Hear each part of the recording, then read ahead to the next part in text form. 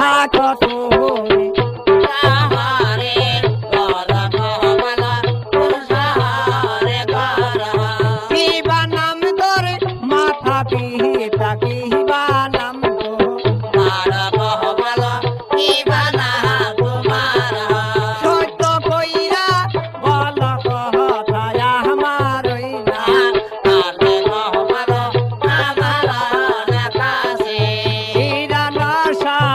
আরে বাহারি বহলে তোমার বলে তো আমার কাছে জমির বাচ্চা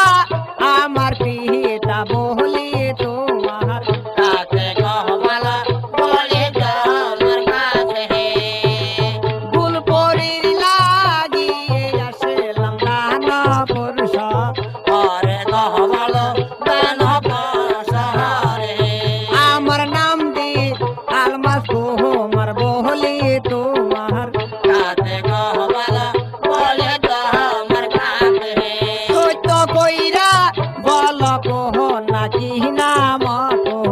মার গহমালা প্রেমানা তোমার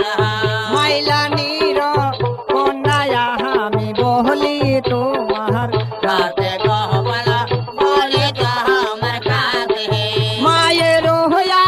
ধরিয়া আমি বাপে রাতে ইয়ারে গহমালা কাকে রাতে ইয়ারে হাউস কইরা নাম রে গাহাতে কহমে লাসন তারে গহমালা বলা সুন্দরে মায়ে বলে ছোট ছোট বাপে না দেয় দিয়া গহমালা তাবে না দেবিয়া আর কত কালি রইব হয় মনন চলে চলে বা দিয়া গহমালা চলে বান্দিয়া পরিচয় শুনে ডাক দেবত আছে হয় কন্যা ও এখানে তুমি কিসের জন্য এইভাবে মরার মতো পড়ে থাকো পয়সা কারণটা কি কারণ কি বলো আমার কাছে কারণ কি? আর আমি যাব কিন্তু পরিস্থানে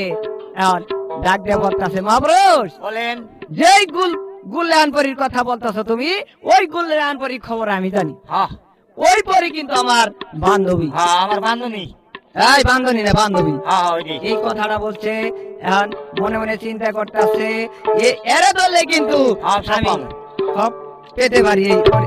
পরিস্থানের হ্যাঁ সব কুমুরি পাকবো এই কথাটা বলার সাথে সাথে ডাক দেবতা হয় কন্যা ও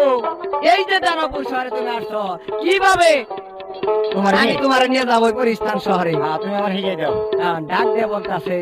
মহাপুরুষ বলেন এই যে মানব জীবনে তার মৃত্যু আল্লাহ লেখে নাই কিন্তু তার মৃত্যু